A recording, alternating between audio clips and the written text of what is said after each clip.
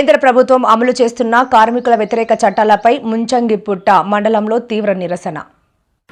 కేంద్ర ప్రభుత్వం ప్రవేశపెట్టిన 4 లేబర్ కోడ్స్ రద్దు చేయాలని, కార్మికులందరికీ కనీస వేతనం 26,000 రూపాయలు చెల్లించాలి. సిఐటియు ఆధ్వర్యంలో అల్లూరి సీతారామరాజు జిల్లా ముంచంగిపుట్టు మండల కేంద్రంలో జరిగిన కార్మికుల సమ్మెలో సిపిఎం మండల కార్యదర్శి కొర్ర త్రినాథ్, సిఐటియు మండల కార్యదర్శి కొర్ర శంకర్రావు, గిరిజన సంఘం మండల అధ్యక్షుడు ఎంఎం శ్రీను ప్రభుత్వాన్ని డిమాండ్ చేశారు. మండల కేంద్రంలో పెద్ద ఎత్తున ర్యాలీని నిర్వహించారు. ఈ సందర్భంగా గురువారం వారు మీడియాతో మాట్లాడుతూ కేంద్ర ప్రభుత్వం 4 లేబర్ కోడ్స్లను తక్షణమే రద్దు చేయాలని, కార్మికులందరికీ కనీస వేతనం 26,000 రూపాయలు చెల్లించాలని, సమాన పనికి సమాన వేతనం చెల్లించాలని, స్కీమ్ వర్కర్లను ప్రభుత్వ ఉద్యోగులుగా గుర్తించాలని కేంద్ర ప్రభుత్వాన్ని డిమాండ్ చేశారు. రైతులకు గిట్టుబాటు ధర కల్పించాలని, పంట రుణాలు నష్టపరిహారాలు చెల్లించాలన్నారు. ఉపాధి హామీ చట్టం పటిష్టంగా అమలు చేసి 200 రోజుల పని దినాలు కల్పించి రోజుకి 600 రూపాయలు వేతనాలు చెల్లించాలన్నారు.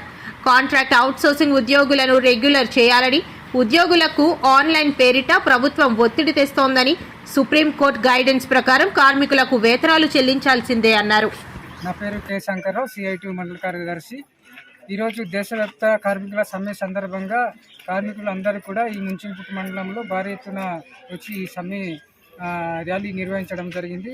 ఆ తర్వాత ఇక్కడ మన స్థానిక కళ్యాణ మండపంలో కార్మికులకు అణచివేయటం కోసం 4 నల్ల చట్టాలు తీసుకొచ్చిన చట్టాన్ని వ్యతిరేకంగా ఈరోజు ఈ సమావేశం ఏర్పాటు చేసి ఏదైతే నల్ల చట్టాలు తీసుకొచ్చారో దాన్ని వ్యతిరేకంగా, అలాగే కార్మికులకి కనీస వేతన అమలు చట్టము పటిష్టంగా అమలు చేయాలి, లేని ఏడాల భవిష్యత్తులో తీవ్రమైన ఉద్యమం చేద్దామని చెప్పేసి ఈ సమావేశంలో మాట్లాడుకోవడం జరిగింది.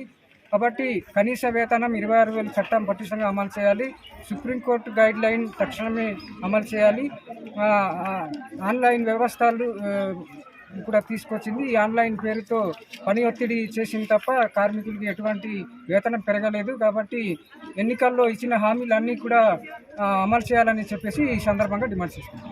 ఎంఎం శ్రీను, ఆదివాసీ గిరిజన సంఘం, సిఐటి అనుబంధం.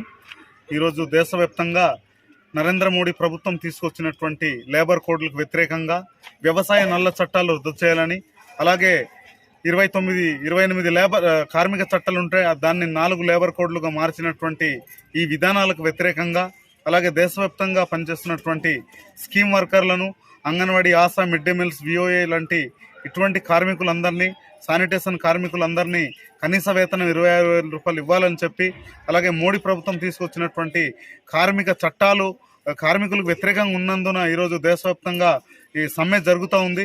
ఈ సమ్మె రోజున మేము డిమాండ్ చేసేది ఏంటంటే తక్షణమే మోడీ ప్రభుత్వం తీసుకొచ్చిన కొత్త చట్టాలు రద్దు చేయడమే కాకుండా పెరిగిన ధరలకు అనుగుణంగా కనీస వేతనాలు అమలు చేయాలి, కనీస వేతన చట్టం సుప్రీంకోర్టు గైడ్లైన్స్ ప్రకారం అమలు చేయాలని చెప్పి కేంద్ర ప్రభుత్వానికి డిమాండ్ చేస్తూ దేశవ్యాప్తంగా సమ్మె ఈరోజు ముంచంగిపుట్టు మండలంలో ముమ్మరంగా అన్ని రంగాల కార్మికులందరూ కూడా పాల్గొని మోడీ ప్రభుత్వానికి వ్యతిరేకంగా నినాదాలు చేస్తూ నిరసన కార్యక్రమాలు చేపట్టడం జరిగింది. మోడీ ప్రభుత్వం ఎప్పటికైనా కళ్ళు తెరిచి కార్మిక చట్టాలు పటిష్టంగా అమలు చేయాలి తప్ప కొత్త చట్టాలు తీసుకొచ్చి సంఘాలు లేకుండా చేస్తాం, ప్రశ్నించే గొంతు నొక్కుతామంటే కార్మిక లోకం చూస్తూ ఊరుకోదు. ఈ సమ్మె ఒక గుణపాఠంగా మోడీ ప్రభుత్వానికి చెంపపెట్టు అవ్వాలి, మోడీ ప్రభుత్వం కళ్ళు తెరవాలి. ఏకపక్ష నిర్ణయాలు తీసుకుంటే కుదరదని చెప్పి కూడా మేము ఈరోజు వ్యవసాయ గిరిజన ప్రాంతంలో గిరిజన హక్కుల చట్టాలు పటిష్టంగా అమలు చేయాలి, అలాగే గిరిజనులు పండించే పంటలకు గిట్టుబాటు ధరలు కల్పించాలి, మినిమం ప్రైస్ రేట్ ఎంఎస్పీని అమలు చేయాలని చెప్పి కూడా ఈ సందర్భంగా మేము డిమాండ్ చేస్తూ ఉన్నాం. త్రినాథ్, సిపిఎం పార్టీ మండల కార్యదర్శి.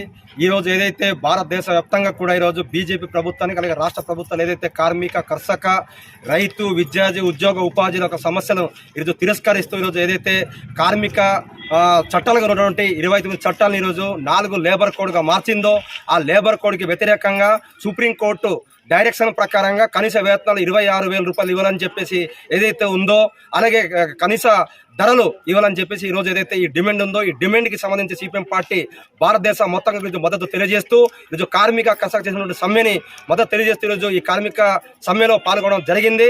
అందుకే ఏదైతే ఇది కేంద్ర ప్రభుత్వం రాష్ట్ర ప్రభుత్వం మొన్న బడ్జెట్ లో కావచ్చు, రేపటికి రాష్ట్ర ప్రభుత్వం 14వ తారీఖున బడ్జెట్ ప్రవేశపెడుతుంది. ఈ బడ్జెట్ లో ఏదైతే ఈ కార్మిక కర్షకులకు సంబంధించి స్కీమ్ వర్కర్కి సంబంధించినటువంటి ఏదైతే కనీస వేతనాలు ఉన్నాయో కనీస వేతనాలు పెంచవలసిన అవసరం ఉంటుంది. అదే కాకుండా ఈరోజు అంగన్వాడీ ఆశాకి సంబంధించినటువంటి బడ్జెట్ కేటాయించాలి. వాళ్ళకి సంబంధించినటువంటి కనీస ఏదైతే ఈ నిత్యావసర సరుకులు ఉన్నాయో ఆ సరుకులకి సంబంధించిన బడ్జెట్ కూడా అదనంగా పెంచాల్సిన అవసరం ఉంటుందని చెప్పి ఈ సందర్భంగా ఈ ప్రభుత్వానికి తెలియజేయడం జరుగుతుంది. కాబట్టి మా రాష్ట్ర ప్రభుత్వం కూడా స్పందించి ఈ 14వ తారీఖున బడ్జెట్కి సంబంధించి ఖచ్చితంగా ఈ స్కీమ్ వర్కర్స్ కి సంబంధించి కార్మిక కర్షకులకు సంబంధించినటువంటి బడ్జెట్ ప్రత్యేకంగా కేటాయించాలి. అదే కాకుండా గిరిజనులకు సంబంధించిన డెవలప్మెంట్ కి సంబంధించి కూడా ఈ ప్రభుత్వం కేటాయించాలని చెప్పి ఈ సందర్భంగా ఈ డిమాండ్ లో ఉంది. అదే కాకుండా ఏదైతే ఈరోజు గిరిజన ప్రాంతంలో విద్యా రంగంలో కూడా చాలా పోస్టులు ఖాళీగా ఉన్నాయి. ఈ పోస్టులు కూడా తక్షణమే భర్తీ చేయాలని చెప్పేసి ఈ సమ్మెకి భాగంగా ఉంది. అలాగే ఈ విపరీతంగా ధరలు పెరిగిపోతున్నాయి. ఈ ధరలు కూడా తగ్గించాలని ఒక ఆలోచనతో ఈ సమ్మె భాగంగా ఉంది. అందుకే సిపిఎం పార్టీగా సంపూర్ణ మద్దతు తెలియజేస్తూ ఈ సందర్భంగా ఈ ప్రభుత్వానికి డిమాండ్ చేయడం జరుగుతుంది. ఇప్పటికైనా కేంద్ర రాష్ట్ర ప్రభుత్వాలు స్పందించి ఏదైతే ఈరోజు కార్పొరేట్ వాళ్ళకి సపోర్ట్ చేసే విధంగా కాకుండా ఈరోజు భారతదేశంలో కోట్లాది మంది పని చేస్తున్నందుకే ఈరోజు భారతదేశం అభివృద్ధి చెందుతుంది. కాబట్టి అభివృద్ధి కోసం కృషి చేసినటువంటి ఈ కార్మిక కర్షకులకి, ఈ స్కీమ్ వర్కర్స్ కి, ఈ చిన్న స్థాయి ఉద్యోగస్తులు ఎవరైతే ఉన్నారో వాళ్ళందరూ బాధ్యతలు చూసుకోవాల్సిన బాధ్యత ఉందని చెప్పేసి ప్రభుత్వానికి తెలియజేస్తున్నాం. అందుకే ఈ ప్రభుత్వం ఈ సమ్మెలో కళ్ళు తెరవాలా. ఇప్పటికైనా కళ్ళు తెరిచి ఈ ఏదైతే కార్మికులు కర్షకులకు వ్యతిరేకంగా తీసుకున్న చట్టాలు ఉన్నాయో ఆ చట్టాన్ని తక్షణమే రద్దు చేయాలని చెప్పేసి ఈ ప్రభుత్వానికి డిమాండ్ చేస్తున్నాం. అదే కాకపోతే భవిష్యత్తులో చేయబోయే ఈ కార్మిక ఉద్యమానికి ఖచ్చితంగా ఈ కేంద్ర రాష్ట్ర ప్రభుత్వాలు బాధ్యత వహించి ఉంటుందని చెప్పి సందర్భంగా ప్రభుత్వానికి హెచ్చరిక జారీ చేయడం జరుగుతుంది.